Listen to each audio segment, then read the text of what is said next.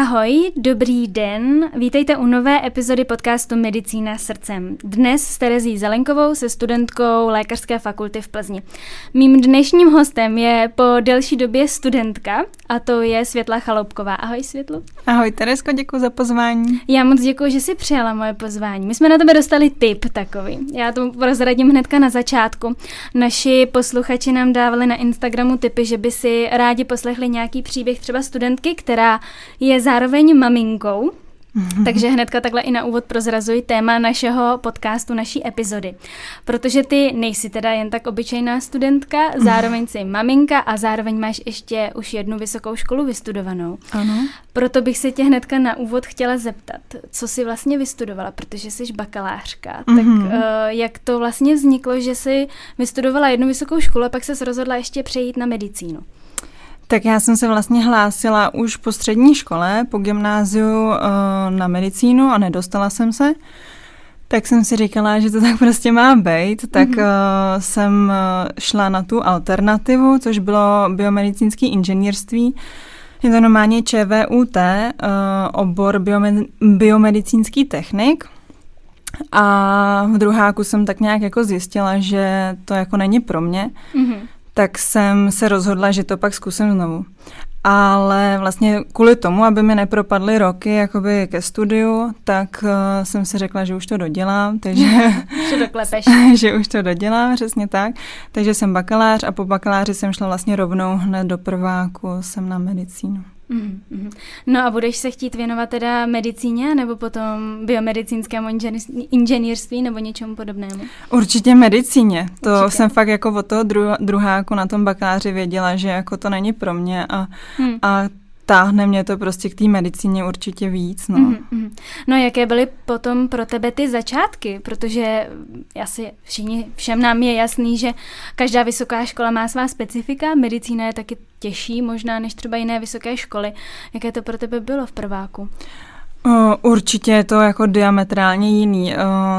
Tam na tom ČVUT jsem se skoro jako nemusela učit, když to takhle musím jako prozradit. Prostě jsem tak nějak proplula tím bakalářem bez nějakého většího snažení a tady v prváku jsem narazila, to je jako pravda, že ten prvák byl těžký. On je jako těžký, si myslím, pro všechny, je to něco novýho, nová škola, nový systém prostě, ale to kvantum učení je opravdu jiný, je toho mnohem víc. Takže ten prvák byl opravdu těžký. A bylo to právě to, co tě překvapilo? Nebo bylo ještě něco jiného, co si třeba úplně nečekala od medicíny? Asi to bylo nejvíc prostě to učení, že jsem se musela jako začít učit, no, to jsem na tom bakaláři neznala. Tam to bylo jako všechno v pohodě a tady jsem jako zjistila, že se musí člověk učit, no. A vzpomeneš si třeba na nějaký vtipný zážitek, co se ti stal během medicíny? No ten prvák byl celý vtipný. V prváku jsme měli spolužáka, který neustále usínal na hodinách, takže než jsme si jako samozřejmě na to zvykli a utupili jsme vůči tomu, tak jsme měli pár záchvatů smíchu, to je pravda.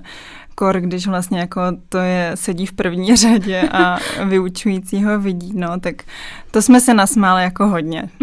No, to můžu potvrdit, protože shodou okolností jsme spolužačky, takže tě znám i osobně a vím o tobě vlastně spoustu informací a ještě by mě teda zajímalo, jestli byl během studia nějaký moment, kdy jsi si řekla, hele, já to chci vzdát, mě to prostě nebaví, je to hodně. Myslím si, že jako každý student asi během studia si řekne, to já už nechci, mě už došly síly. Měla jsi někdy něco takového? No, vzdát asi úplně ne. Vzdát jsem to nechtěla nikdy. Samozřejmě přišly chvíle, hlavně jako ten den, 2 dny před zkouškou, kdy si člověk říká, jestli mu to za to stojí. Ty nervy, ten stres, prostě ten stav před tou zkouškou je vždycky trošku náročnější, ale nikdy jsem si jako neřekla, že to chci vzdát, že jako bych se na to jako vykašlala, to určitě ne. Takže vždycky byla motivace pokračovat. Vždycky je motivace, ano. No a už se přesuneme k tomu hlavnímu tématu a k důvodu, proč jsem si tě pozvala. A to je mateřství. Bylo těhotenství plánované u tebe, nebo to přišlo vlastně nečekaně? Bylo plánované, ano, my jsme to jako plánovali a S medicínou, určitě když nás poslouchají hlavně jako studenti medicíny, tak všichni ví, že je to jako náročný přes celý rok a tam někam jako vsunout těhotenství a naplánovat to tak, aby to jako vyšlo co nejlíp, jako náročný a samozřejmě jako plány jsou jedna věc a jak to vyjde je věc druhá, takže plánovali jsme a vyšlo nám to jako hezky, no. No já si pamatuju, že snad v prváku nám jeden vyučující říkal, že pokud bychom chtěli otěhotnět, tak je nejlepší po třeťáku, nebo takhle. A ty si zrovna nějak to trefila, že jo, takhle? No, já jsem vlastně byla těhotná přes čtvrťák, takže de facto ve čtvrťáku jsem otěhotněla a po čtvrťáku jsem porodila, takže vlastně jsem měla ty prázdniny na to zžívání se s tím miminkem, s tím novorozencem. Syn se narodil vlastně 11. května, takže co šlo, jsem udělala vlastně jako těhotná a pak až už s malým. Takže 6 nedělí proběhlo doma v klidu bez zkoušek. Přesně tak. Ono samozřejmě záleží individuálně, to má každá holka jinak, nebo každá žena jinak, ale to 6 nedělí se jako nic moc jako jinýho, než jako se zžívat s miminkem jako nedá, no. Takže jsem byla ráda, že jsem tu možnost měla a že jsem ještě jako navíc k tomu 6 nedělí a k té hormonální bouři neměla pocity, že mi někde něco jako uniká nebo mi něco někde utíká, co se týče školy. Takže v tomhletom směru jsem měla opravdu jako štěstí, že jak jsme to plánovali, tak to vyšlo. No, ale ty jsi měla ještě takovou jednu výhodu v podstatě, že do té doby přišel covid a byly zavřené školy nebo omezená výuka. Takže to ti taky asi umožnilo trošku jiný režim. To byla jedna věc, co jako plánovaná nebyla, ale přišla vhod do našich karet, protože jsem nemusela za stolek jakoby žádat o individuální plány a nějaký jako zvláštní přístupy, že to studium bylo jako individuální samo o sobě, no. No takže si teda zimní zkouškový zvládla celé, kompletní, nepřerušovala si studium ani během to, takže pořád studuješ. Bez přerušení, ano, řádně studuji i takhle s miminkem. A teď jsi v jakém ročníku? Teď jsem v 6. ročníku. Takže už se blížíš do finiše. Ano, blížíme se do finiše. Ano. No a vůbec, jak bralo okolí to, že jsi těhotná, protože já si třeba umím představit, že spolužáci můžou na tebe koukat skrz prsty, že máš třeba někde nějaké výhody. Můžou mít mylné domněnky, že třeba u zkoušky ti to pomůže, když máš to břicho, tak se na tebe podívají. Nebo třeba, že si bereš syna sebou na zkoušku. Jak to bere okolí? Pomáhají ti, nebo si cítila třeba nějakou i rivalitu nebo od ostatních vůči tobě? Tak když jsem vlastně byla těhotná, tak byl ten covid, to je jedna věc, takže jsme úplně zas tak v kontaktu nebyli, ale co jsem se setkala i se spolužákama, i jako s vyučnícíma, tak myslím si, že ten přístup byl úplně jako racionální. Prostě když jsem nemohla, třeba když jsme měli radiologii, tak jsem nemohla do nějakých místností, které by byly rizikové, tak jsem prostě počkala venku, jo, ale zároveň prostě na zkouškách jsem neměla pocit, že by na mě někdo koukal, že mi musí ulevovat nějakým způsobem nebo takhle. Spíš se to jako přehlíželo, což mi bylo příjemný. Jako, že se ke mně jako chovali lidi jako normálně, jako kdybych nebyla těhotná, což mi vyhovovalo. A zároveň, co se týká spolužáků a takhle kamarádů, co mám na škole, tak mi to bylo přáno a bylo to všechno fajn. No a teda měla jsi nějaký individuální plán, nebo se jednalo čistě o tom, že jsi si u konkrétních předmětů s konkrétním vyučujícím třeba po domluvě upravila to, že jsi někam právě nešla na tu radiologii a tak, nebo jsi měla nějaký individuální plán? O individuální plán jsem nežádala, všechno to bylo jakoby na domluvě s vyučujícím, to znamená, když jsem někam nemohla, tak jsem se domluvila přesně takhle, buď po e-mailu, že jo, protože byl covid, nebo když už se to pomalu rozvolňovalo, tak jsme to řešili i osobně a nějaký věci jsem třeba nedělala, to je pravda, ale místo toho jsem zase dělala nějaký seminární práce a nějaký práce navíc, kazuistiky a tak dále, takže si myslím, že zase o tolik jsem nepřišla. Jako o co jsem přišla, tak možná o nějaký kontakt s pacientem. Lehce, no. A cítíš to třeba teďka v 6. ročníku, kdy přece jenom ta praktická výuka je intenzivnější, častější, tak cítíš, že jsi byla třeba ochuzena o to? Myslím si, že ne, že možná jsem měla lehce jako strach před tím šestákem, jako přesně, co bude, jako jestli náhodou mi někde něco neuteklo, tím, že jsem byla v jiném stavu, ale ne, prostě bylo to všechno v pohodě a ono ty lehký prostě třeba jakoby nedostatky jsem rychle prostě dohnala. No tak zase až nastoupíme na pediatrii, tak ty budeš vynikat, zatímco my ostatní budeme hodně pozadu. Takže ono se to vyrovná. Ještě by mě zajímalo, jestli po případě víš, jak to třeba funguje s přerušením studia. Já vím, že můžeš přerušovat z různých důvodů, ale třeba z toho důvodu těhotenství? Dá se přerušit vlastně i z důvodu těhotenství, z důvodu péče o dítě a z dalších jiných důvodů. Dobrý na tom přerušení je, že se nemusí, nebo takhle, nepočítá se do celkové doby studia a nepočítá se do maximální doby studia. Takže prostě se to přeruší a pak se zažádá o znovu obnovení. No a pak se pokračuje dál. Je možnost, že se někdy dělají nějaký třeba rozdílový zkoušky, ale to je vždycky jakoby na individuálním posouzení jako děkana. A na jak dlouho se dá přerušit? Nemáš tušení? Na neurčitou dobu. Nebo prostě na takhle, asi nejspíš na dílku mateřský dovolený, si myslím, takže 3 roky, no. Máš třeba někoho ve svém okolí, kdo to využívá? Nebo nevíš o někom? Nevím o nikom, kdo by měl přerušeno. Ono moc matek, mediček není. Takže jsi neměla ani moc možností jako čerpat rady od někoho, kdo by ti třeba řekl, udělej to tak, protože tak je to nejlepší. No takhle, moje tchýně měla taky vlastně miminko ve čtvrťáku. Takže se to dědí takhle. Přichází to z rodiny na rodinu. No, já jsem si vlastně inspirovala.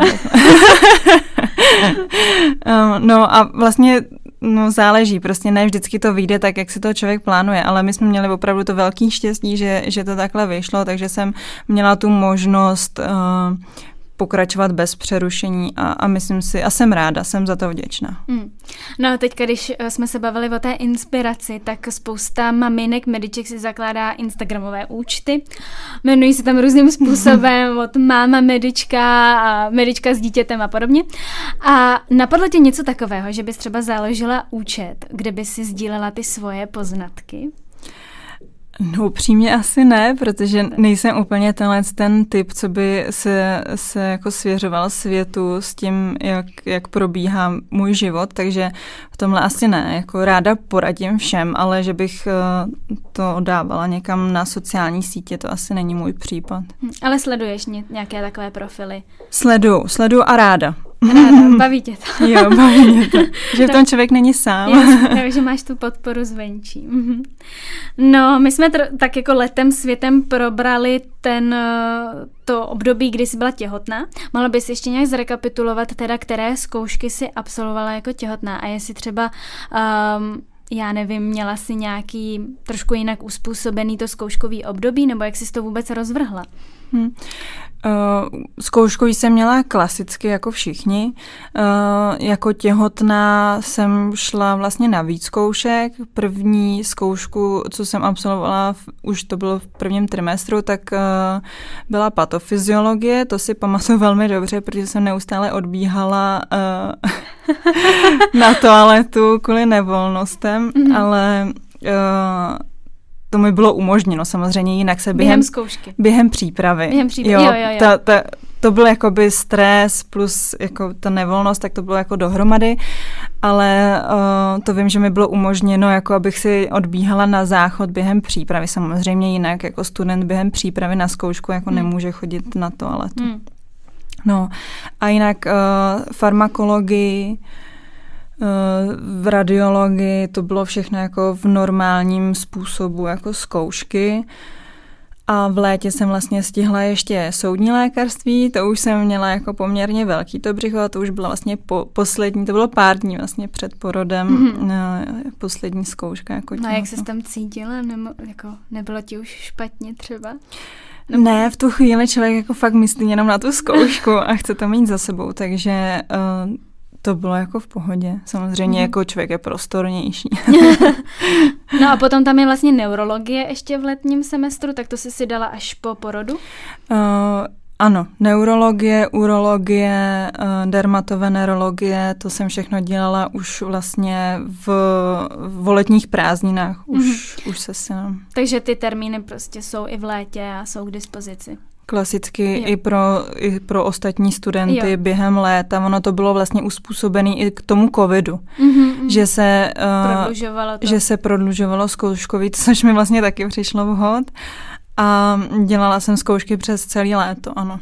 Já se právě ptám i z toho důvodu, aby si třeba někdo nemyslel, že si měla nějaké výhody v těch termínech, že třeba se po domluvě s vyučujícím domluvila, že já přijdu v sobotu ve 12, protože to se mi zrovna hodí.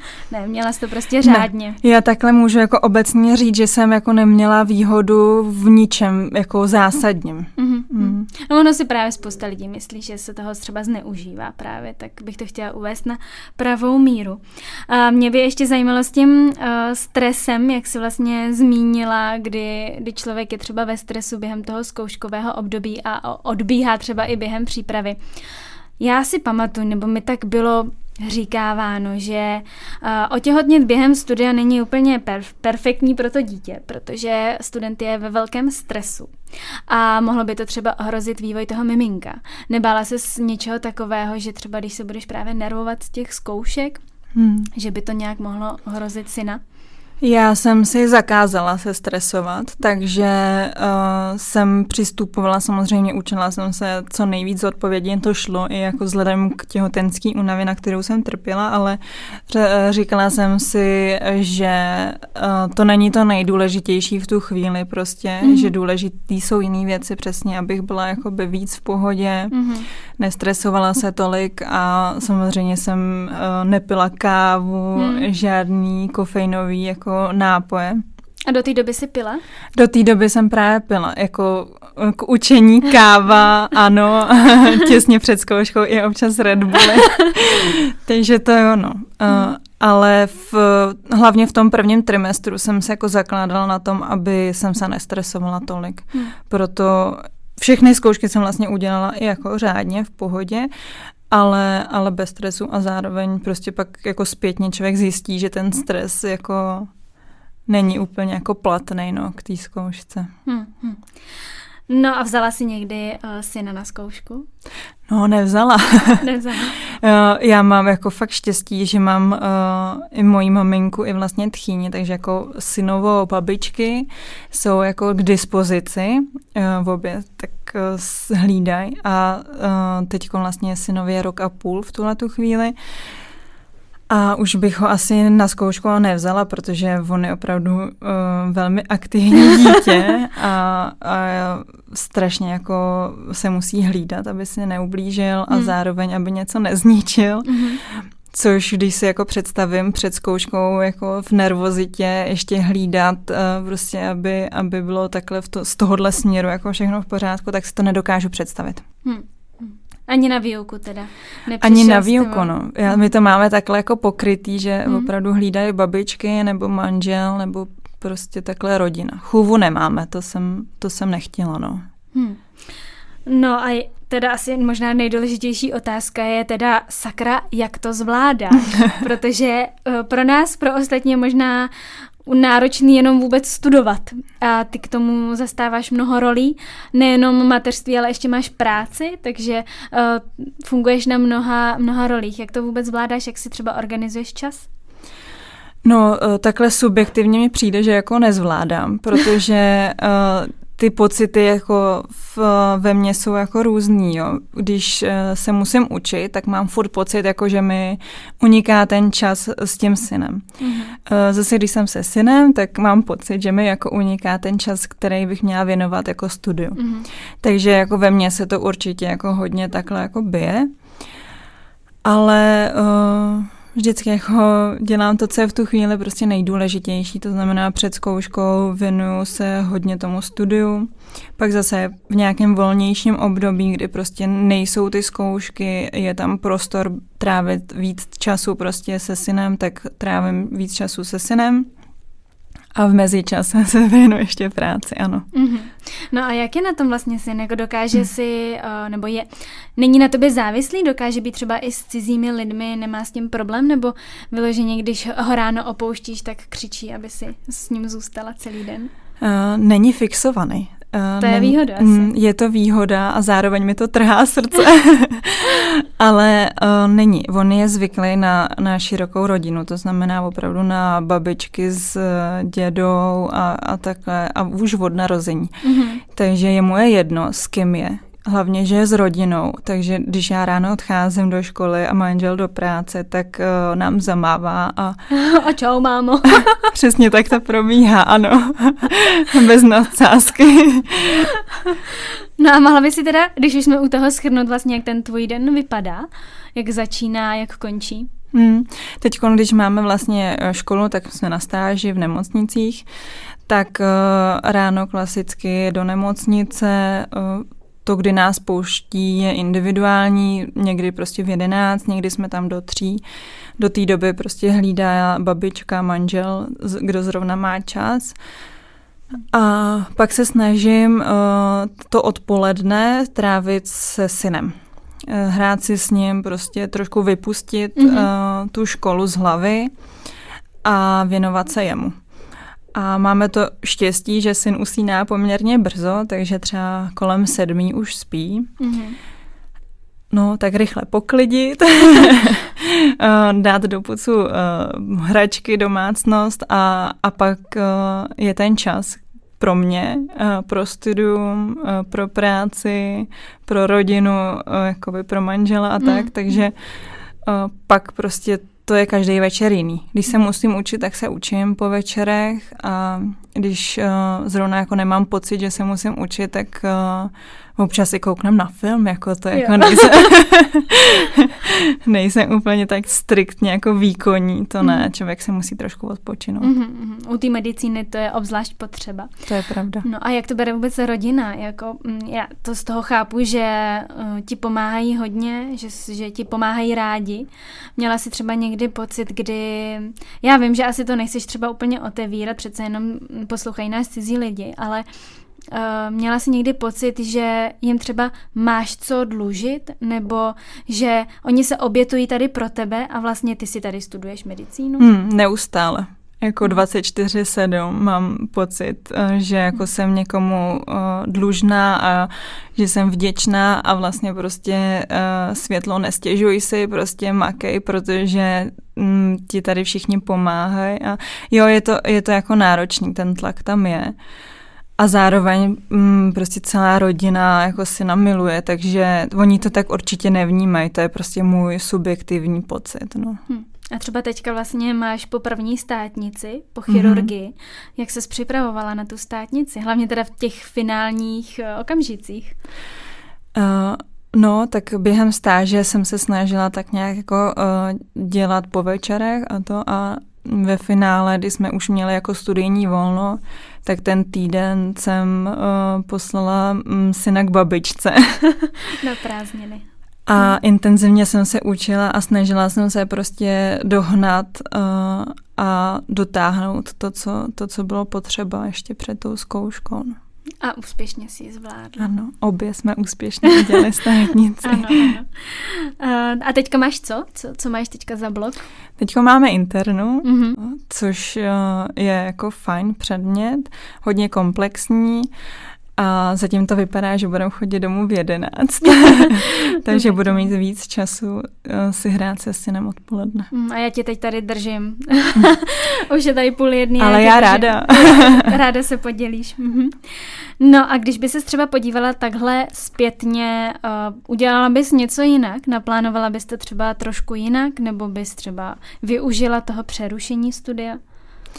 Asi ne, já nelituju jako ničeho. Samozřejmě je to náročný, když je třeba dítě nemocný, že, tak o to je to náročnější. Tak v tu chvíli si říkám, jako jestli jsem neměla počkat prostě se zakládáním rodiny a tak.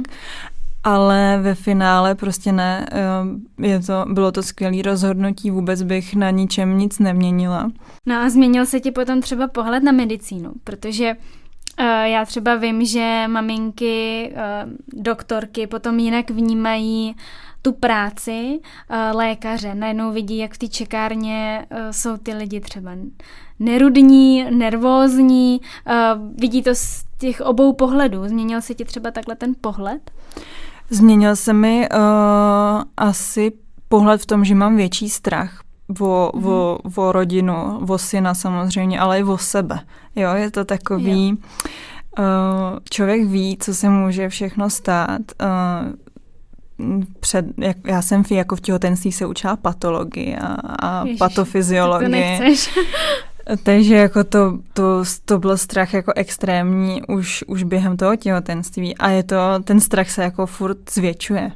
Takže jo, je to v tomhletom, je to jiný, no.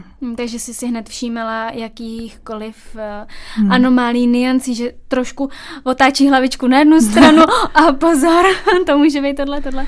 Jo, je to tak, no, jako člověk víc pozoruje to dítě, hlavně během toho prvního života, během toho nejdůležitějšího jako psychomotorického vývoje. Tak jsem opravdu, ačkoliv se to jako nedoporučuje, jako koukat na ty tabulky a dát trošku volnost tomu dítěti, on to jako dožene většinou se říká, tak jsem tohle hodně sledovala. A naštěstí teda jako syn byl hodně tabulkový, takže jsem měla v tomhletom relativně klid, ale víc pozoru, ano. Takže jsi otevírala už učebnice před šestákem, pediatrii už si otevírala a už jsi učila? Já ji vždycky jako doteďka otevírám, když se mi jako něco nezdá, tak otevírám učebnici pediatrie a kontroluji, jestli jako to je ještě v pořádku. No, v tomhle je možný, jako, že jsem ještě jako já víc v tomhle jako pohnutá, ale... A tak já si myslím, že to k tomu patří asi. Když se ti prostě narodí dítě, tak samozřejmě máš strach o něj a všechno ostatní potom se ti nezdá tak důležitý, jako se ti zdálo před dítětem. Je to tak. No a máš vybraný nějaký obor, který by tě bavil? Mám už od prváku.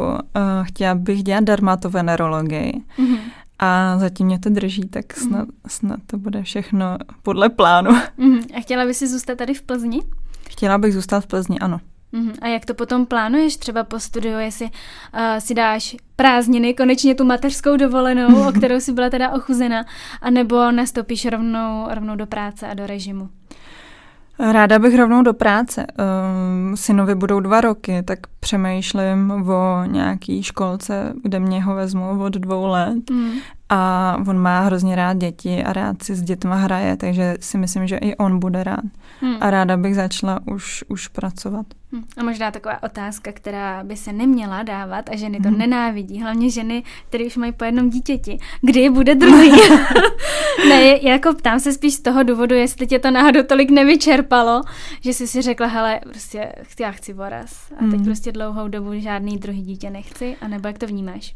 Vyčerpává mě to hodně, natolik, že opravdu jako v tuhle chvíli jako neplánujeme další dítě, no. Určitě chceme jako další, ale ne v dohledné době. No, to se uvidí prostě třeba až po atestaci, nebo co přinese budoucnost. Tak já ti určitě přeju moc štěstí, aby si našla vhodné pracoviště, kde se ti bude líbit. A mám na tebe otázku úplně nejtěžší na závěr. Jestli by si chtěla vzkázat něco našim posluchačům. Vzkážu to, aby hlavně teda studenti medicíny samozřejmě studovali pilně, ale zároveň si našli i nějaký jiný koníčky, prostě něco, co je bude bavit a kde budou dobíjet energii. Třeba dítě. Vy jste jako nevěděli. Když to bude jich přání, tak i dítě. Něco, co je bude bavit. No a máš vůbec čas teda během toho ještě na nějaké svoje koníčky? V tuhle chvíli zdá se, že ne. To je ale hezký, že to říkáš upřímně, že jako řekneš prostě nemám. V tuhle chvíli opravdu nemám. Jsem ráda, že to stíhám a i ten pocit toho, že jako bych měla ještě svůj volný čas, který mám věnovat a chtěla bych věnovat jako rodině, tak si ještě jako někde třeba jako vyžívat jinde, tak v tuhle chvíli ne. V tuhle chvíli ani si to jako nedokážu představit, že bych s tím byla v pohodě, že mám trávit čas jinak než se svojí rodinou ve svých volných chvílích. Jasný. No Světlo, já bych ti chtěla moc poděkovat, že jsi přijala moje pozvání, že jsi byla takhle otevřená a přímá a řekla si vlastně všechno, jak to cítíš a jak to vnímáš. Přeju ti mnoho štěstí, ať se ti v životě daří, ať zdárně dokončíš 6. ročník, to je samozřejmý. Měj se moc hezky a ještě jednou moc děkuju a ahoj. Taky děkuju, ahoj.